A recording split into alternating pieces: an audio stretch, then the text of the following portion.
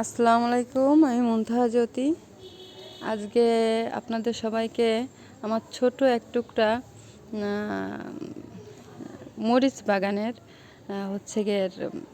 সাথে পরিচয় করিয়ে দেব আপনাদের। দেখেন, বিসমিল্লাহ। তো এখান থেকেই শুরু করি। দেখতেই পাচ্ছেন অলরেডি মাশাআল্লাহ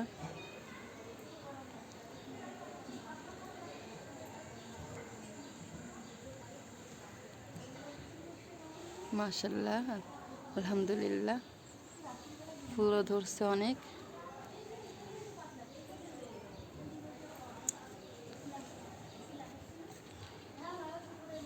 এই গাছটা তো এত লম্বা হয়েছে, এটা যে আমার ঘাড় পর্যন্ত উচ্চতা হয়ে গেছে এই গাছটায়। এই গাছগুলা থেকে আমি প্রচুর পরিমাণে মরিচ খেয়েছি, আলহামদুলিল্লাহ। দেখেন এই গাছটাতে দেখেন কি পরিমাণে, মাশাআল্লাহ, আলহামদুলিল্লাহ। অলরেডি ওইখানে দেখেন পাকা মরিচ ঝুলতেছে। আমি আগে এই গাছটারই একটা ভিডিও ছাড়ছিলাম মরিচের।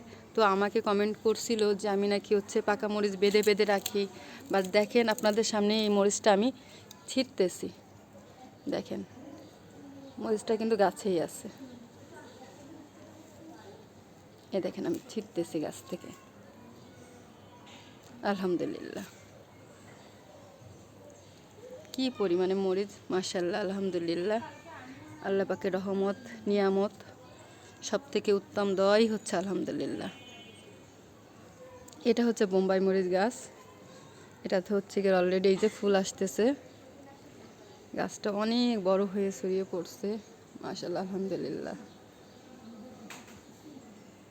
এখানে অনেকগুলো গাছ, তো দেখতেই পাচ্ছেন আলহামদুলিল্লাহ হেলদি আছে।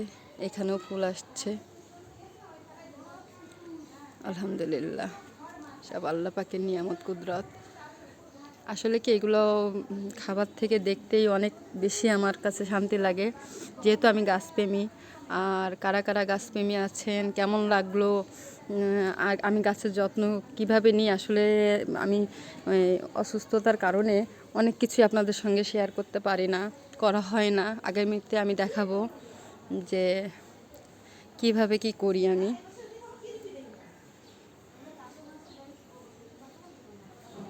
দেখেন, তো সবাই দোয়া করবেন। আল্লাহ হাফেজ।